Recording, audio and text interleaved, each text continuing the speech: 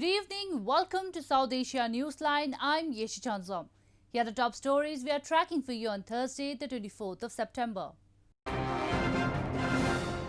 PM Modi launches fitness protocols on first anniversary of Fit India movement. Activist blames China, Pakistan trying to change legal status of Gilgit Baltistan. And Afghan President calls to address root cause of terrorism for sustainable peace. And now for all the details. Indian Prime Minister Narendra Modi on Thursday launched fitness protocols during the online Fit India Dialogue 2020 to mark the one-year anniversary of the Fit India movement. The Fit India Dialogue is yet another effort to involve citizens to draw out a plan to make India a fit nation. Indian Prime Minister Narendra Modi on Thursday interacted with fitness experts and influencers during a nationwide online Fit India Dialogue organized to celebrate the first anniversary of the Fit India movement. During the event, the Prime Minister shared his thoughts on the virtues of a healthy life. He also launched the Fit India Age-Appropriate Fitness Protocols, which has been prepared for 3 age categories. Envisioned by the Prime Minister as a people's movement, the Fit India Dialogue is yet another endeavour to involve citizens of the country to draw out a plan to make India a fit nation. Fit India movement की first anniversary पर मैं सभी देशवासियों के अच्छे स्वास्थ्य की कामना करता हूं। 1 साल के भीतर भीतर ये फिटनेस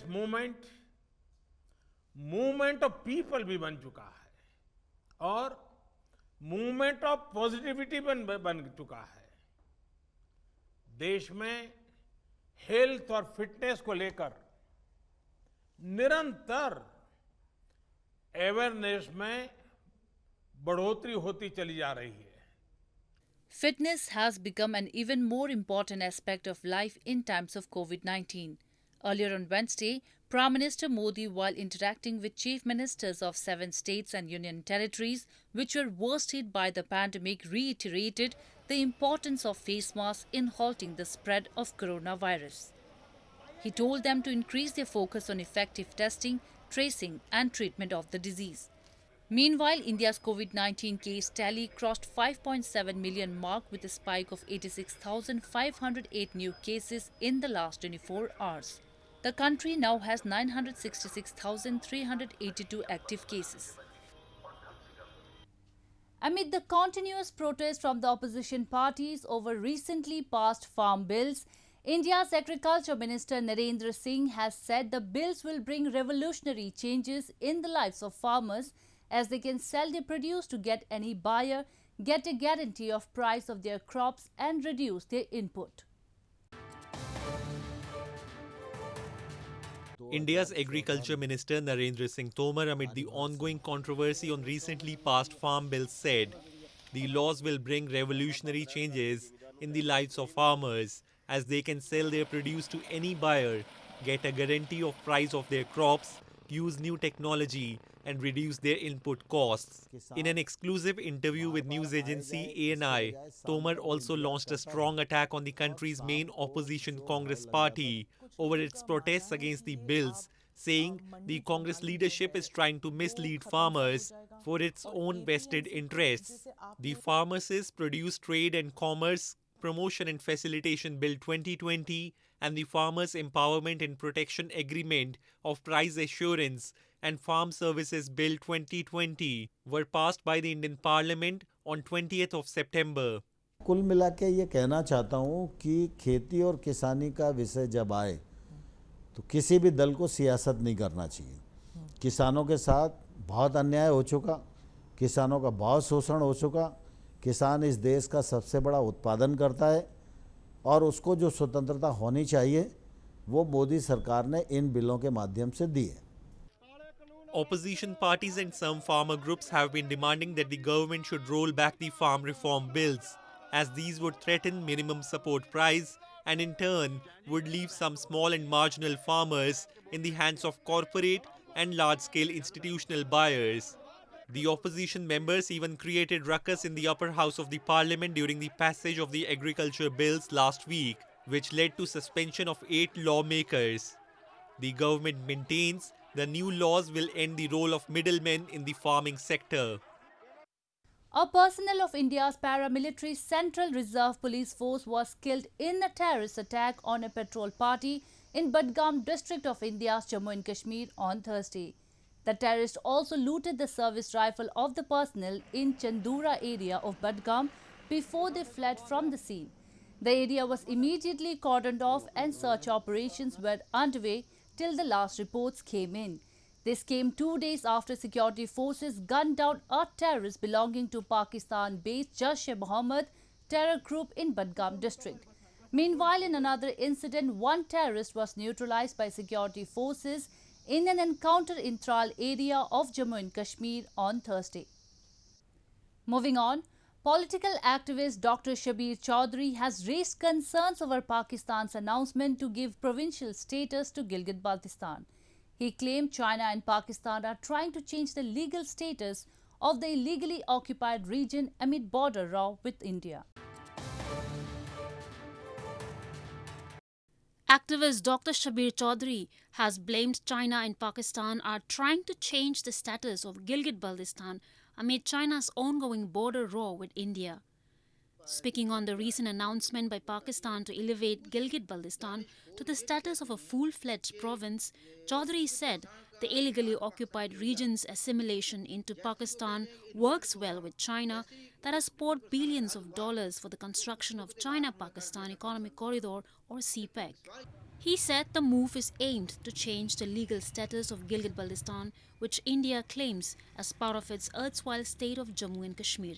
उनको मतलब आइडिया ये था कि टू कीप इंडिया एंगेज्ड ताकि वो यहाँ पर कोई गड़बड़ ना कर सकें। इंडिया ने जैसे चाइना ने इस बात पर तो एग्री किया, साथ ही ये भी एम्फसाइज किया कि ठीक है हम ये करते हैं लेकिन आप भी इसका जो लीगल स्टेटस है उसका कुछ करें। तो उधर चाइना ने इंडिया को बिजी कर दिया, एंगेज कर दिया, और दूसरी तरफ पाकिस्तान ने अपना जो है ना वो सफरें दुरुस्त करना शुरू कर दिए हैं। इस इलाके को वो कहते हैं भाई अपना हिस्सा बना रहा है। Gilgit Baltistan, which is on CPEC's route, has witnessed regular protests over alleged human rights violations by Pakistani forces to muzzle dissent in the region against the so-called developmental project. Activists claim CPEC has only brought death and destruction for the local people instead of economic opportunities and accuse those who have opposed it have been subject to torture and violent crackdowns. In news from Afghanistan, Afghan President Ashraf Ghani has said in order to achieve sustainable peace in Afghanistan, there is a need to get to the root of the terrorism problem blighting the region. In his address to the 75th session of the UN General Assembly, Ghani also listed the source of the turmoil that the war-torn country has been dealing with over the years. Afghanistan's President Ashraf Ghani on Wednesday said, in order to achieve sustainable peace in his country, there is a need to get to the root of the terrorism problem blighting the region and address it as the global threat that it is.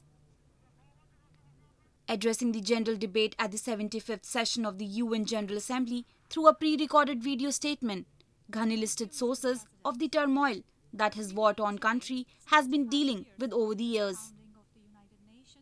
He also said Afghanistan is moving from an aid-to-trade economy with a 5-year plan for growth investment. As a state and society, we've demonstrated the commitment, compassion, and courage to take hard decisions to start direct peace talks with the Taliban.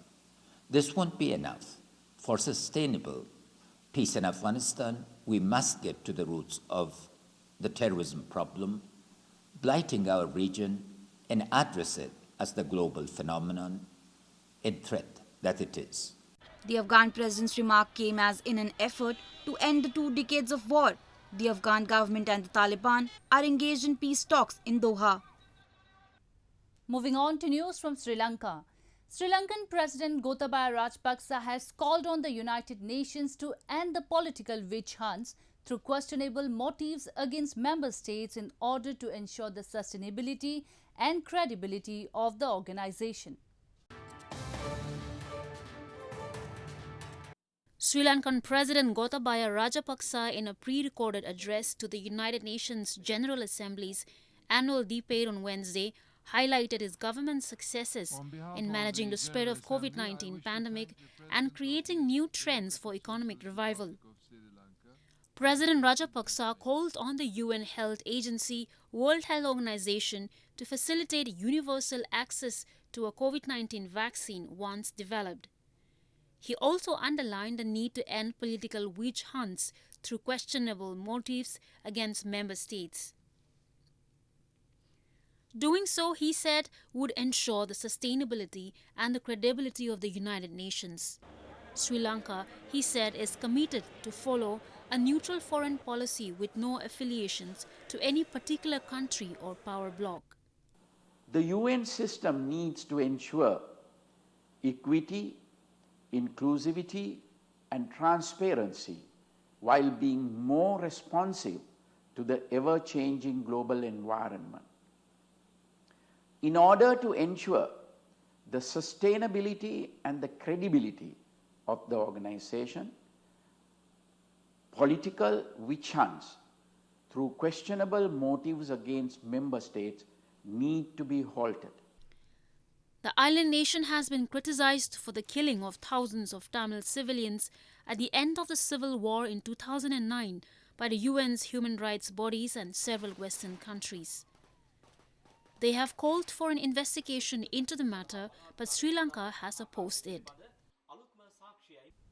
Scores of devotees gathered this week at the Gurdwara Kartarpur Sahib Shrine in Pakistan to offer prayers on the 481st death anniversary of Sikhism founder Guru Nanak. The holy shrine marks the site where the spiritual leader spent the last 18 years of his life. Thousands of Pakistani Sikhs, mostly from Sindh and Khyber Pakhtunkhwa, attended a 3-day event this week marking the 481st death anniversary of Guru Nanak, the founder of Sikhism, at Gurdwara Kartarpur Sahib in Pakistan's Punjab province. Gurdwara Kartarpur Sahib, one of the Sikhism's holiest shrines in Pakistan, marks the site where Guru Nanak spent the last 18 years of his life and is believed to be the final resting place of the spiritual leader. Devotees who visited the Sikh place of worship expressed that they wish that the Sikhs from neighbouring India could also join in the prayer event that ended on Tuesday amid coronavirus pandemic. यही अरदास है कि जैसे पाकिस्तान में pandemic control में आ गया है corona का, वैसे ही इंडिया में भी पैंडेमिक कंट्रोल में आ जाए ताकि वहाँ के भी जो श्रद्धालु हैं, जो सिख हैं और दूसरे को सिख हैं, उनको यहाँ पे आने का मौका मिले. An Indian official said due to travel restrictions imposed by authorities to stem coronavirus spread, movement has been suspended temporarily across the border since March.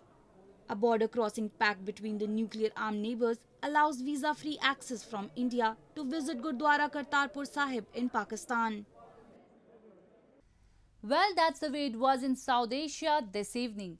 Before we conclude, the top stories once again. PM Modi launches fitness protocols on first anniversary of Fit India movement. Activist blames China, Pakistan trying to change legal status of Gilgit Baltistan. And Afghan President calls to address root cause of terrorism for sustainable peace. Now our viewers can watch the show on SouthAsiaNewsline.com. You can also visit us on Facebook.com/AsAsiaNewsline and follow us on Twitter @AsAsiaNewsline. That's all in tonight's edition. We'll see you same time tomorrow. Good night.